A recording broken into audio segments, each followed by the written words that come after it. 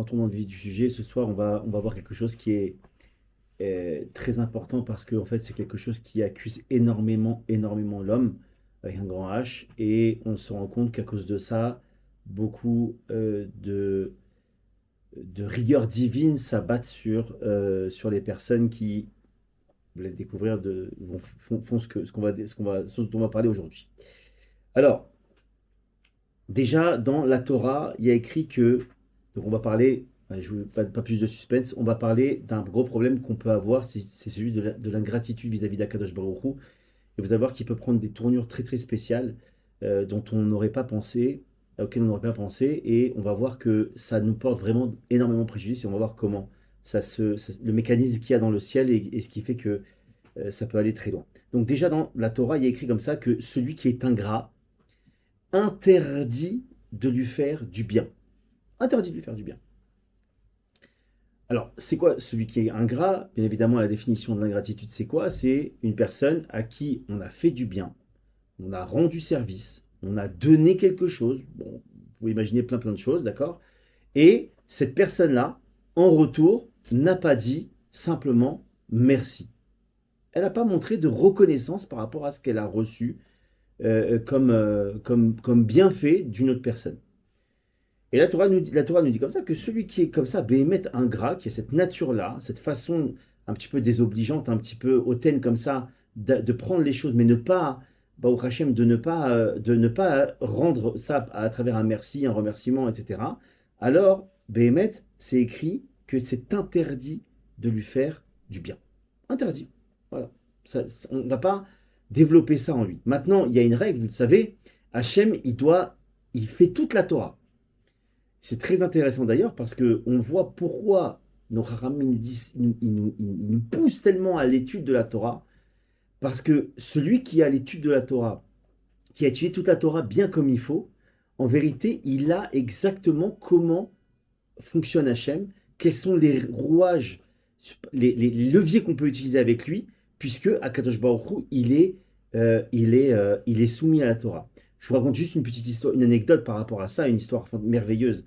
Au temps de Rav Apta, il y avait un homme, c'est une histoire qui n'a pas trop de rapport avec ce qu'on a, mais comme on parle que Hachem il est soumis à la Torah, vous allez voir à quel point il est soumis à la Torah et c'est extraordinaire.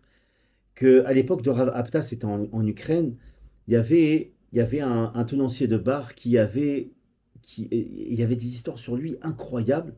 On savait que à chaque fois que quelqu'un demandait quelque chose et que ce tenancier de bar plutôt, il faisait une bracha à la personne, ça se réalisait. Des choses incroyables. Il venait et bref, des choses dingues. Alors ils sont allés voir Rav Apta qui était un très très grand sadique.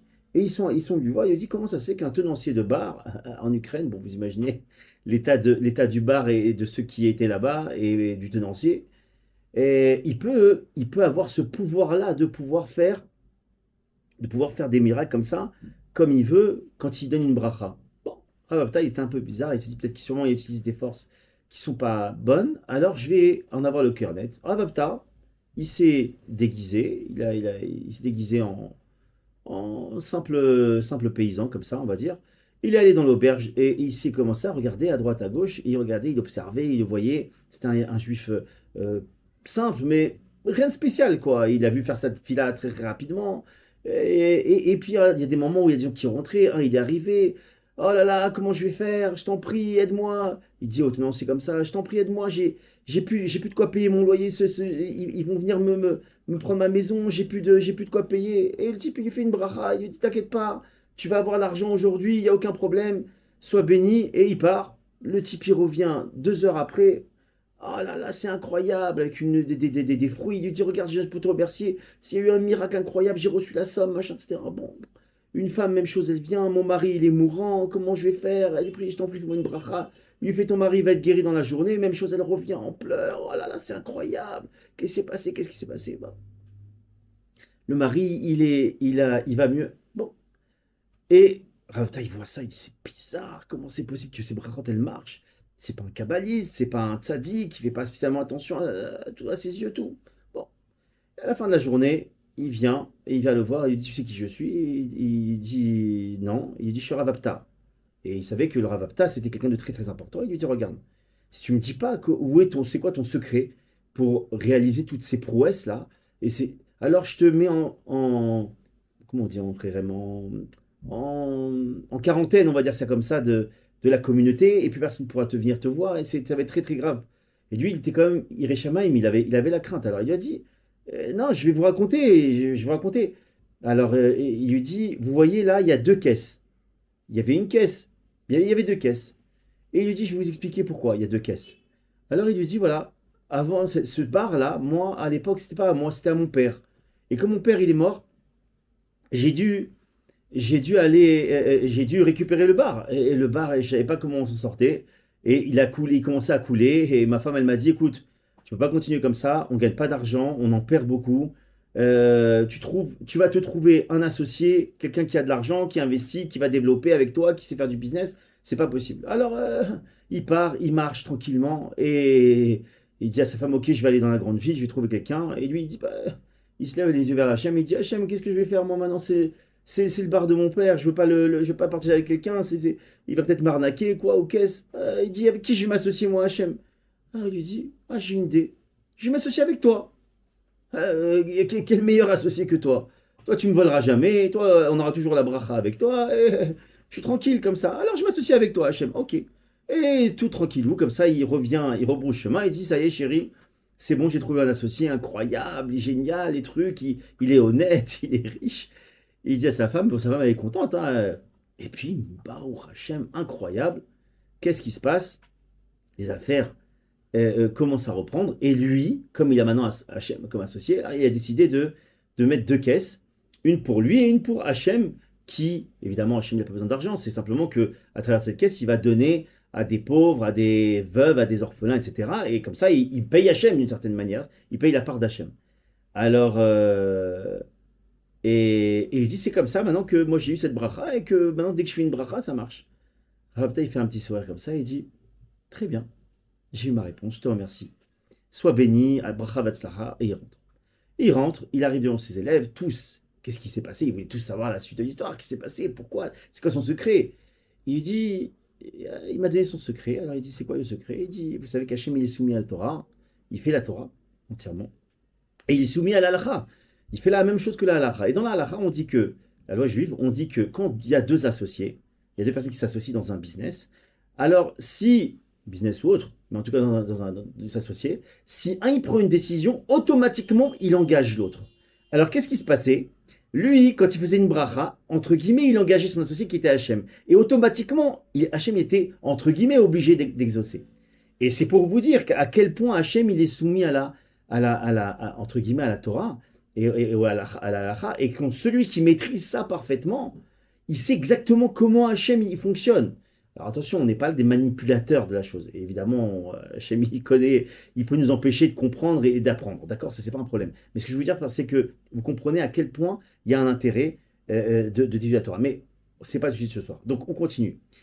Donc Hachem, évidemment, quand il voit que quelqu'un est ingrat, il suit la Torah et il voit que la Torah, elle dit que Assour interdit de faire du bien à une personne qui est ingrate, donc je ne fais pas de bien. Ça veut dire quoi, pas faire de bien? Ben, évidemment, pas faire de bien, ça veut dire être à l'écoute, exaucer tout de suite ce dont il a besoin, etc. Donc on voit que l'ingratitude aujourd'hui, c'est un premier point qu'on voit là maintenant, que l'ingratitude, elle est très problématique parce elle retire Hachem du système, il retire son aide divine. Et c'est un vrai problème. Maintenant, pourquoi on est ingrat dans la vie? C'est une règle pour tout le monde, d'accord? C'est une règle pour tout, pas spécialement que pour Hachem, mais pour tous. Quand on est ingrat, c'est qu'on considère que la chose, elle nous est due. Ok? Quand quelqu'un il reçoit son salaire, en règle générale, il ne va pas dire merci à son patron. Pourquoi? Parce que c'est un donné pour un rendu pour un donné, on va dire ça comme ça. J'ai travaillé un certain temps pour le patron, j'ai donné donc un travail, j'ai fourni un travail, donne-moi maintenant mon salaire et on est quitte. Je n'ai pas besoin de te dire merci bien que normalement on devrait dire merci selon le Derech Eretz, on devrait dire merci parce que lui ça doit être c'est l'envoyé d'Akadosh Baruch Hu. Et quand c'est l'envoyé d'Akadosh Baruch Hu, on doit quand même remercier. D'ailleurs, je précise une chose par rapport à, puisqu'on est dans le sujet de l'ingratitude, de la gratitude, pardonnez-moi aussi pour le coup, c'est que quand une personne, elle vous fait du bien, elle vous prête de l'argent, etc., alors c'est important de remercier cette personne selon le Derech Eretz, c'est-à-dire le savoir-vivre. Mais attention, il y a encore une fois une limite à ce remerciement. C'est quoi la limite à ce remerciement? C'est de pas non plus lui embrasser les pieds et lui dire mais comment j'aurais fait sans toi, t'es extraordinaire, etc. Parce que attention, on a deux problèmes. Le problème c'est c'est que on commence à croire que ça vient de lui, alors que lui c'est simplement l'envoyé d'Hachem qui a ramené de l'argent, qui a ramené une délivrance, c'est un. Et la deuxième, c'est que lui, maintenant, on va gonfler son orgueil, sa fausse croyance de croire que ça vient de lui. Et donc, on a un problème en faisant ça. Donc, il faut absolument doser notre gratitude. D'accord? Donc, de la gratitude, mais pas trop. Vous avez compris pourquoi. Bon, on continue. Maintenant, et donc, quand on voit que quelqu'un, il pense que la chose, elle lui est due, il dit pas merci. En vérité, c'est ce qui se passe avec Hachem. Pourquoi on est énervé, on est ingrat et on ne dit pas merci surtout à Hachem quand il nous donne des choses? Parce qu'on pense que Hachem, il nous doit quelque chose. Il nous doit de l'argent, il nous doit la santé, il nous doit le mariage, il nous doit. Mes chers amis, ridouche de ce soir, pour ceux qui ne le savent pas, Hachem ne nous doit rien, rien du tout. Rien du tout. Alors, on va voir pourquoi c'est important, en quoi c'est fort. Maintenant, il y a une, il y a une, il y a une, il y a une grande, il y a un grand problème dans la compréhension des gens. Les gens, ils pensent que si il nous doit rien, alors c'est certain qu'il a donc pas d'intérêt pour nous. Ils s'en fichent en vérité. Parce que ils connectent le fait que quelqu'un il nous doit quelque chose au fait que il veut nous donner. Mais en vérité, il faut comprendre que Hachem ne nous doit rien, c'est une règle qu'on vient de voir. Mais la deuxième, c'est que il a un intérêt énorme pour nous. Il a un amour énorme et infini pour nous. Donc, c'est là où ça vient complètement contrecarrer la mauvaise compréhension qu'on peut avoir. C'est pas parce que Hachem nous doit rien que Hachem ne veut pas nous donner. C'est deux choses complètement différentes. Tout simplement pour une seule et bonne raison, c'est que Hachem, c'est notre Père. Encore une fois, je le répéterai jamais assez. Si vous avez un jour un doute sur Hachem, ou sur sa façon de vous amener les choses, ou sur sa bonté vis-à-vis de vous, etc., dites-vous que l'amour qu'a Hachem pour vous, elle est à des années-lumière plus haute que celle qu'un père de chair et de sang il peut avoir pour son enfant qu'il aime à la folie. D'accord? C'est inimaginable l'amour qu'il a pour nous.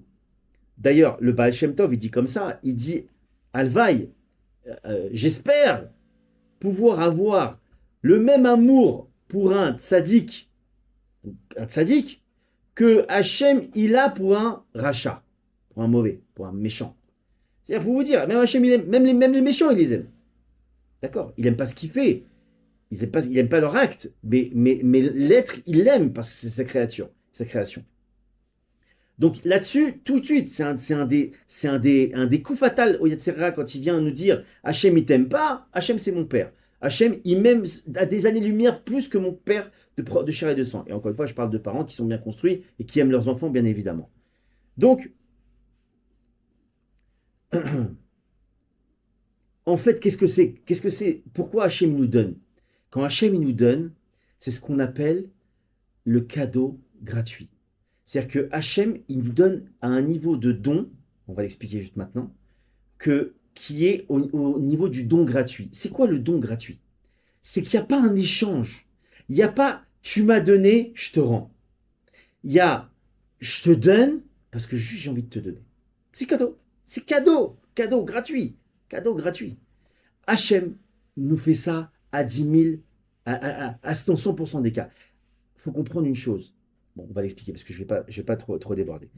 Avant de développer, j'aimerais qu'on analyse une chose qui va vous apporter beaucoup ce soir. Il y a 4 niveaux, il y a 4 étapes dans la descente de l'homme au niveau de son mal-être. D'accord? Première étape, c'est d'abord qu'il est triste. Quand il y a quelque chose qui ne va pas, on parle. Hein. Alors tout d'abord, il est triste de ce qui lui arrive. Il n'arrive pas à faire quelque chose, il n'est pas marié, il n'a pas d'enfant, il est triste. D'accord? Ensuite, sa tristesse, elle mute, elle se transforme en colère vis-à-vis d'Hachem. Il n'est pas content. Il est énervé après Hachem. D'ailleurs, Rabbi Nachman, dit clairement, la tristesse, c'est de la colère vis-à-vis d'Hachem. Point. C'est de la colère déguisée. Et on va le voir, c'est pour ça que c'est tellement, tellement accusateur chez nous. Ensuite, on voit que cette colère, elle se transforme en une insolence et un mépris vis-à-vis d'Hachem. Vous allez voir qu'on va tous se retrouver dans ce qu'on dit maintenant. Hein. Et on commence à dénigrer Hachem, à être insolent avec lui. Ouais, tu veux pas me donner, tu m'aimes pas de toute façon, et tes trucs, et machin, et ta religion, et ta Torah, et ton truc, et j'en ai ras-le-bol. Et là, on commence à rentrer dans une espèce de mépris comme ça, d'Hachem et de tout ce qu'il représente. Et la quatrième étape, on rentre dans le dénigrement de soi-même. C'est-à-dire que ça se transforme dans un fait que, de toute façon, je suis un manque-rien, je ne mérite pas, et tu vois pas ce que j'ai fait, et voilà, et etc. Il va utiliser ces 4 étapes et les développer continuellement dans un espèce de cercle où il va nous enfoncer, nous enfoncer, nous enfoncer, pour que la dépression, comment on appelle ça, le youch, le désespoir, il commence à germer, grandir, grandir, pour qu'ensuite, évidemment, on soit dans ses griffes et on n'ait plus envie de prier. Donc, il faut faire très, très attention à ces étapes-là. Et la première, évidemment, c'est la tristesse. Maintenant, pourquoi déjà, il ne faut pas commencer à, quand ces choses ne vont pas, il ne faut pas commencer à rentrer dans une espèce de tristesse et de mal-être intérieur. Parce qu'il y a énormément d'avantages à avoir nos défauts et à avoir nos chutes et à avoir tout ça. Pourquoi il y a des... Venez, on voit ensemble, il y a 2 gros avantages. D'abord, il nous a donné des défauts, il nous a donné des manques pour qu'on relève le défi. Mais surtout, qu'on n'ait pas le pain de la honte. Le pain de la honte, c'est un terme kabbalistique qui veut dire en fait que quand il n'y a pas plus honteux pour une personne de recevoir un espèce de salaire ou quelque chose sans avoir fait un effort. En règle générale, les gens ils sont mal à l'aise quand on leur dit allez, tiens, je te donne de l'argent. Ils ont l'impression de quémander quelque chose. Alors que quand il y a un échange de travail, il y a un effort fourni, on accepte de recevoir en contrepartie quelque chose. Mais quand c'est à sens unique, on est très gêné. Alors Hachem, pour nous mettre à l'aise, qu'est-ce qu'il a fait? Il nous a mis des défauts et des choses comme ça qu'on doit travailler, qu'on doit combattre, etc. Et quand on combat, et quand on réussit à les avoir, bien que ce soit Hachem qui se bat pour nous, bien évidemment, on va le voir après. Alors Hachem, il nous donne un salaire, il nous donne une récompense, et ça permet d'avoir une satisfaction. D'accord? Donc ces défauts-là, ils nous amènent quand même une satisfaction. Ça, c'est une première des choses. La deuxième, c'est quoi? C'est que ça vient nous rappeler qu'on n'est que des êtres humains. Le fait d'avoir des défauts, des manques, des choses qu'on n'arrive pas à faire, il faut remercier tous les jours, parce que grâce à ça, on a toujours conscience qu'on est des êtres humains. Souvenez-vous que quand il y a eu le dialogue avec le serpent entre Adam et Ève, le serpent nous a refourgué ce fichu venin de croire qu'on est des dieux, ou de rechercher à atteindre la divinité, à atteindre le niveau d'Hachem. Et pourquoi ça, ça se traduit par quoi? Ben, faites le calcul. Pourquoi on ne prie pas aujourd'hui? Pourquoi on ne demande pas l'aide à Hachem? Parce qu'on croit qu'on est autonome. Et le seul être qui est autonome, c'est Hachem. Donc à partir du moment où je crois que je suis autonome, je pense que je suis un Dieu, Chas de Shalom. Et donc, le fait qu'on ait des défauts, Hachem nous a fait un immense cadeau. Il nous a dit, regarde, je te donne pour toujours des signes distinctifs que tu n'es pas un Dieu, que tu es un simple homme avec des défauts. Et pour ça, on doit aussi être heureux de nos défauts et de nos manques. C'est pour ça que je vous dis, comme quoi, vous voyez que c'est qu'une question de vision des choses. Les gens, ils sont là en train de pleurer parce qu'ils n'arrivent pas, ils n'arrivent pas à être comme ci ou comme ça, ils n'arrivent pas à retirer une ta'ava, ils n'arrivent pas à changer, ils n'arrivent pas à se... Peu importe ce qu'il peut y avoir comme tare dans la vie. Il faut comprendre que c'est à embrasser cette tare-là, parce que ça leur rappelle que ce n'est pas des dieux, et au contraire, ils gardent leur place, et ça stimule l'humilité. Maintenant, venez, on discute, on essaie de définir ce que c'est la vraie définition de ce qu'on appelle la bonté. On va apprendre une image comme ça, un machal, une image, une petite histoire comme ça pour essayer de développer, de décrire ce que c'est la volonté. Imaginez maintenant que vous êtes à la synagogue, hein, ok, et il y a un homme qui est là, il vous tend la main, il dit je t'en prie, aide-moi, regarde, ma fille, elle va se marier, j'ai pas l'argent, et le loyer, et truc, et truc, et truc. Il me sort une liste de 20 kilomètres de haut, des problèmes qu'il a, et qu'il a des problèmes de santé également, et qu'il a besoin d'argent pour. Alors il est là, il nous regarde comme ça, et puis nous, on avait prévu de donner une petite pièce comme ça. Bon, je parle en euros, parce qu'il y en a qui sont en France, alors, on voulait lui donner une petite pièce de 1, 2 euros, et puis finalement, on regarde comme ça, et puis on se dit, allez, je vais me dépasser, je sors un billet de 10 euros et je lui donne 50 euros ou plus, peu importe. Et les gens, ils pensent que ça, c'est de la bonté. En quoi c'est de la bonté? Ben oui, évidemment. C'est quoi la bonté? Évidemment, c'est pas la vraie définition. Mais c'est quoi, les gens qui pensent que c'est quoi la bonté? La bonté, ce serait quoi? Ce serait que j'avais j'avais une intention et finalement je vais au-delà de mon intention. Et là, j'ai dépassé ma radinerie ou dans autre chose. Et là, évidemment, ben, j'ai fait preuve de bonté. Et voilà, là, on peut m'applaudir. Je suis quelqu'un de bon. Eh bien, mes chers amis, c'est pas ça la vraie bonté. Maintenant, comment on sait ce que c'est la vraie bonté? Il y a un personnage dans la Torah qui montre que c'est la bonté au niveau le plus haut, le plus haut. C'est qui? Abraham Avinu. Venez, on rappelle juste un épisode. Il y a 3 anges déguisés en arabe qui arrivent pour annoncer certaines choses. Et ils arrivent juste devant Abraham. Et Abraham, vous savez que lui, son dada, si j'ose dire, c'était évidemment d'aider, de recevoir les gens, de les renforcer en émouna à travers un bon repas, etc. Maintenant, Abraham, à cette époque-là, à ce moment-là, il vient de faire la Brit Mila, il est extrêmement faible. On est à Beersheba, hein, je vous refais le scénario, on est à Beersheba, 40 degrés à l'ombre, d'accord? Lui, il est à plat, il a 99 ans, d'accord? Donc, vous imaginez les circonstances. Et il y a devant lui 3 inconnus. C'est pas des gens, c'est pas des juifs, c'est pas des gens de sa famille, c'est pas des gens qui pourraient apprécier, c'est pas des gens qui pourraient avoir intérêt, c'est des gens comme ça, des passants comme ça. Qu'est-ce qu'il fait? Il accourt vers eux, il leur dit de venir. Et qu'est-ce qu'il fait? Je t'aborde chez Molad. Il prépare un repas gastronomique mais pour un régiment. Les sages ils disent comme ça qu'il a pris 23 litres de farine. On va dire qu'un litre, c'est à peu près un kilo de farine. Et c'était 3, mes chers amis. Hein. 23, 23 kilos de chalotte. Mesdames, au boulot, hein, je veux vous voir. Hein. Faites le ratio. Hein. Si vous avez 3 enfants, faites 23 fois et plus. Vous faites.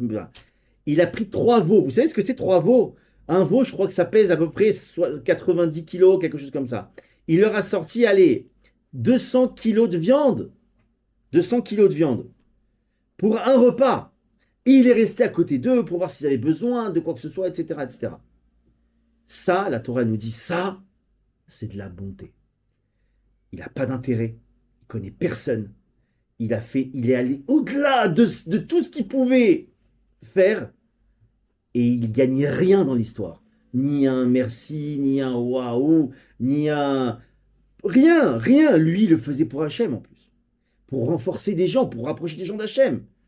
La Torah nous dit ça, c'était la bonté. Ça, c'est la bonté nec plus ultra. Pourquoi? Parce que sa simple motivation, écoutez bien, sa simple motivation, elle était de faire du bien. Juste faire du bien. Il n'y a pas que je vais me dépasser, je me regarde, et comme le monsieur qui a dit de donner à la synagogue, c'est pas ça. Maintenant, vous voulez qu'on la refasse avec le monsieur de la synagogue? Qu'est-ce qu'il aurait dû faire, le monsieur de la synagogue, pour être au niveau d'Abraham? Il aurait dit, tu sais quoi? Je suis un businessman. Enfin, il n'aurait pas dit. Dans sa tête, il dit, écoute, je suis un businessman, j'ai 10 gros rendez-vous aujourd'hui, je les annule un par un, je prends ce bonhomme avec moi, je vais faire toutes les salles, je vais trouver des donateurs avec lui, je vais l'aider, je vais lui donner de l'argent pour marier sa fille, on va faire les boutiques ensemble, on va trouver un traiteur et c'est moi qui paye tout. On parle de quelqu'un qui a les moyens, bien évidemment, d'accord? Ça, c'est le dépassement.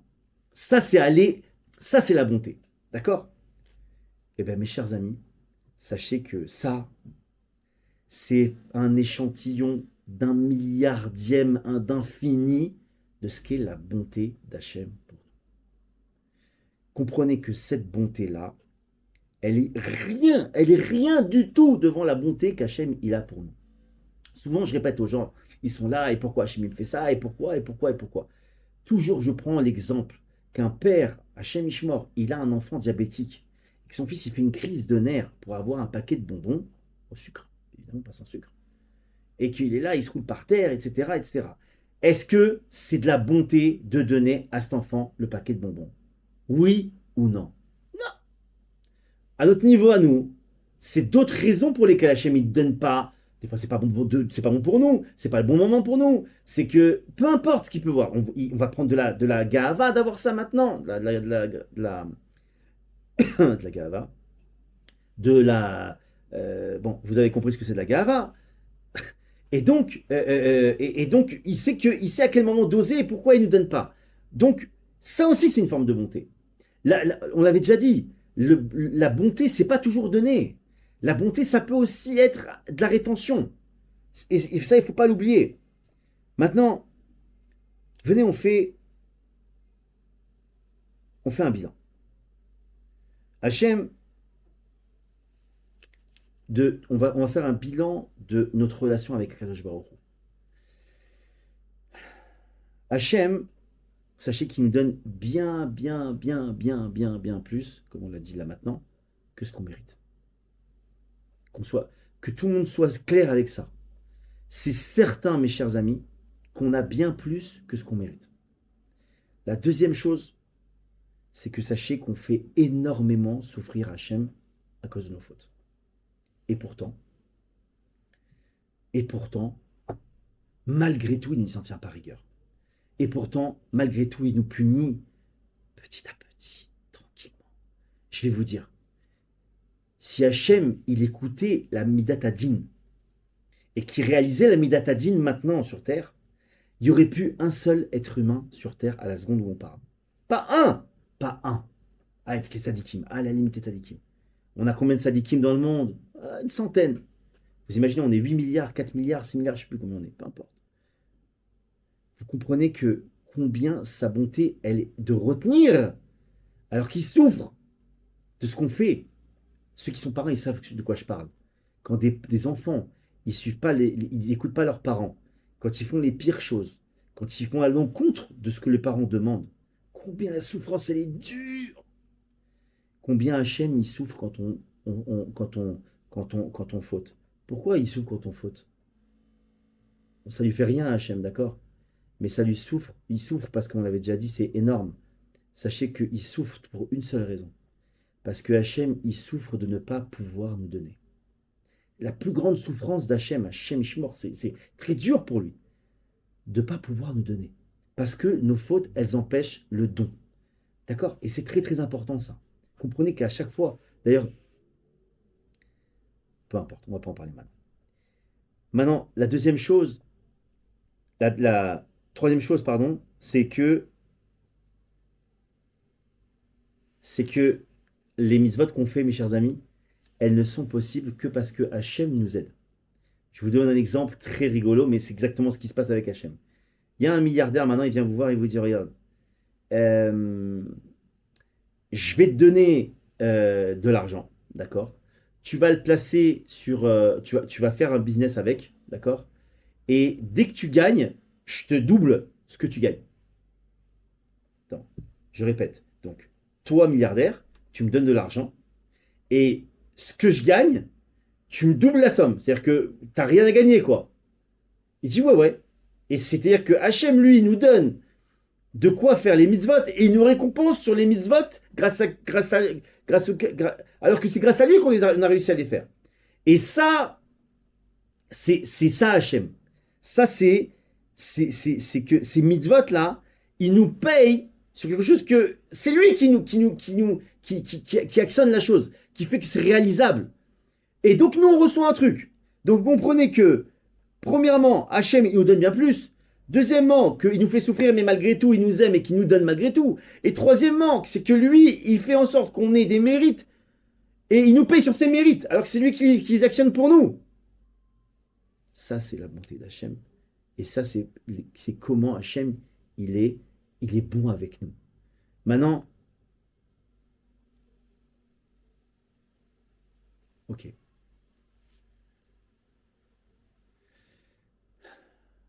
Alors, par rapport à ce que je viens de dire, combien on devrait avoir honte de se plaindre?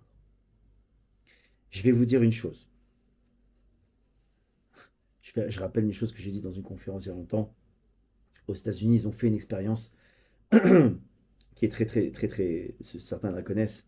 Il y a un conférencier comme ça, il a pris une fois une feuille blanche et il a dessiné un point noir dessus. Et il a montré à l'assistance et il a posé la question à chacun, qu'est-ce que vous voyez sur cette feuille? La majorité, peut-être même l'entière, la salle entière a dit un point noir. Il a tourné vers la feuille et dit, moi je vois une feuille blanche. Pourquoi vous voyez un point noir? La majorité de la feuille, elle est blanche, c'est pas le point noir. Toute notre vie, on axe ça sur... toute notre vie, on a tendance à faire un zoom, un focus, à ne pas lâcher le point noir. On ne regarde pas la feuille blanche. Je vous assure, et c'est pas un blabla de rabbin, d'accord? Faites le bilan, juste faites cet exercice-là un jour dans votre vie. Faites-le, parce que Sarah, il nous dit toujours d'aller vite, mais nous, on voudrait bien se prendre le temps un jour. Venez, on analyse juste la bonté d'Hachem. Prenez une feuille et vous verrez que c'est la vérité. Prenez une feuille et vous marquez d'un côté ce que j'ai pas de bien dans ma vie et ce que j'ai bien dans ma vie. Attention, dans pas bien dans ma vie, mettez ce que vous voulez, j'ai pas de problème. Dans bien dans ma vie, mettez même les petites choses. Vous respirez, vous êtes en bonne santé, vous avez vos membres, tous les membres qui fonctionnent, vous avez un toit sur la tête, de quoi manger, et vous pouvez aller, on y va.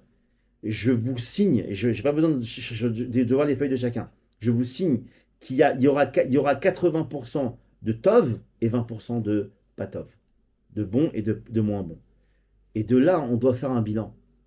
Je ne comprends pas. Sur 20%, je juge quelqu'un. De 20%, je juge quelqu'un. Je juge son attitude. Je suis capable de me plaindre sur 20% de ce qui ne va pas.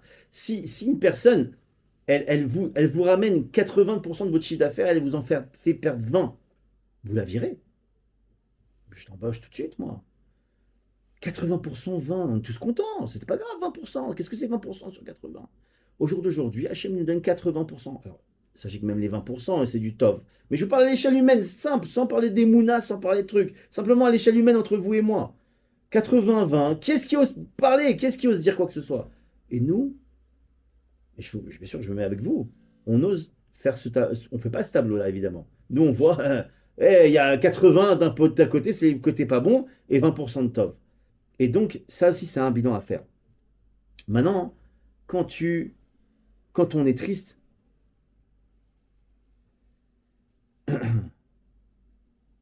c'est très important ce qu'on va dire maintenant. On a dit en introduction que Rabbi Nachman, il dit que la tristesse, c'est de la colère vis-à-vis d'Hachem. Et il y a une grande règle. C'est de ne pas tourner autour du pot. D'appeler un chat un chat. Rabbi Nachman, il a dit simplement, encore une fois, quelqu'un qui est triste, c'est qu'il est en colère vis-à-vis d'Hachem, auprès d'Hachem, vis-à-vis d'Hachem. Quand on est triste, mes chers amis, je vous en supplie, venez, peut-être on ne le dira pas aux gens, mais venez, on se regarde dans un miroir et on dit, je suis pas triste, je suis en colère après Hachem. Je m'avoue la chose. Je m'avoue, j'en ai marre de mentir. Oui, je suis en colère vis-à-vis d'Hachem. Ok, c'est pas bien. Ok, c'est pas bien. Mais il y a une règle. Le début de la guérison, c'est de savoir qu'on est malade. Et il y a des gens, toute leur vie, ils ne s'avouent pas qu'ils sont en colère après Hachem. Non, je suis pas triste, je suis pas en colère, pas du tout. Ça va pas, mais ça. T'es en colère après Hachem, c'est pas grave. Dis-le, t'es en colère après Hachem. Après, travaille, après, prie, après, étudie. Il n'y a pas de problème. Mais tant que tu t'es pas avoué la vérité, c'est comme les gens qui se mettent en colère. Simplement avec les êtres humains, je parle pour le coup. Non, ça, j'ai dit que la colère, c'est de la avodazara, c'est de l'idolâtrie. Venez, on tourne pas autour du pot. Ok, je me suis pas mis en colère, j'ai fait de l'idolâtrie. Comme les mecs qui sont devant un Bouddha en train de prier. Ah, quoi, c'est terrible d'entendre ça, quoi, mais chas shalom, moi je voulais pas. Ok, mais maintenant que tu sais, ça va te faire un choc. On a besoin de choc pour nous réveiller. Ça va nous faire un choc, ça nous fasse un choc, c'est très bien de faire un choc. Ça nous réveille, brara, que ce soit un choc. C'est magnifique, une douche froide, glacée, ça nous réveille pour enfin servir Hachem et faire teshuva. Oui, quand on est triste, on est en colère avec Hachem. Maintenant, quand on a ça, on peut commencer enfin à prier et à travailler.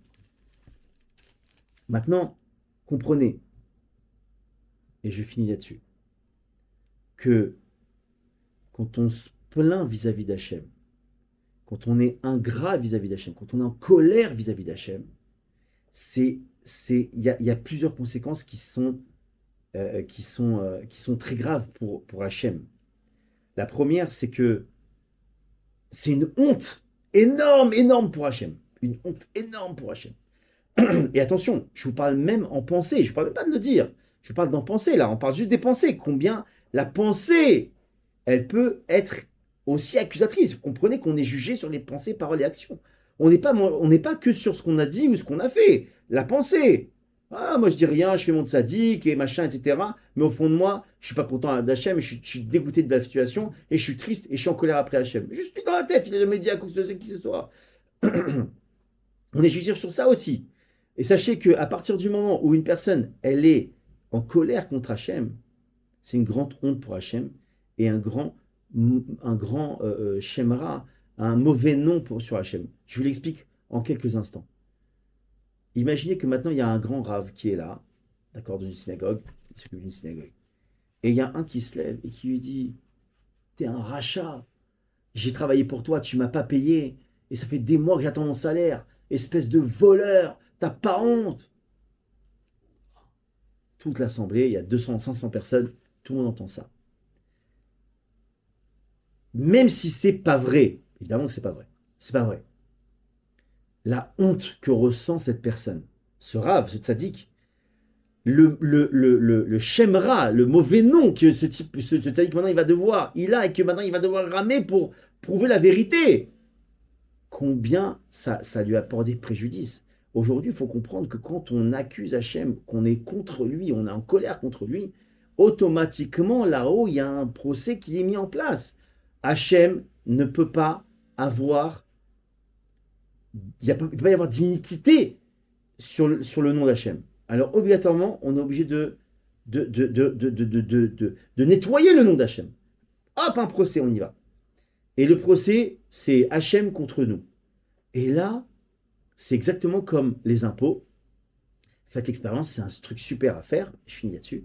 Vous allez voir les impôts et vous dites, voilà, je ne comprends pas, vous m'avez pris 10 euros de trop d'impôts, je veux mon remboursement, qu'est-ce que c'est que ça? Appelez-moi le patron, vous savez comment on fait. Et là, il dit, mais pas de problème, bien sûr, on va ouvrir votre dossier, on va juste voir où est-ce qu'on a fait une erreur.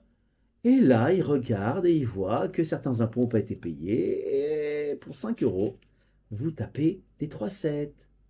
Et c'est exactement ce qui se passe quand on se plaint d'Hachem, quand on est triste et quand on est en colère contre Hachem. Alors mes chers amis, pour finir, on prie quand on sent qu'on est en colère, on est triste, donc en colère vis-à-vis d'Hachem, priez qu'on prie pour voir la vérité, qu'on retire ces poisons qu'on a en nous et qu'on ait de la gratitude tout le temps avec Hachem, de remercier pour le bien et comme pour le pas bien.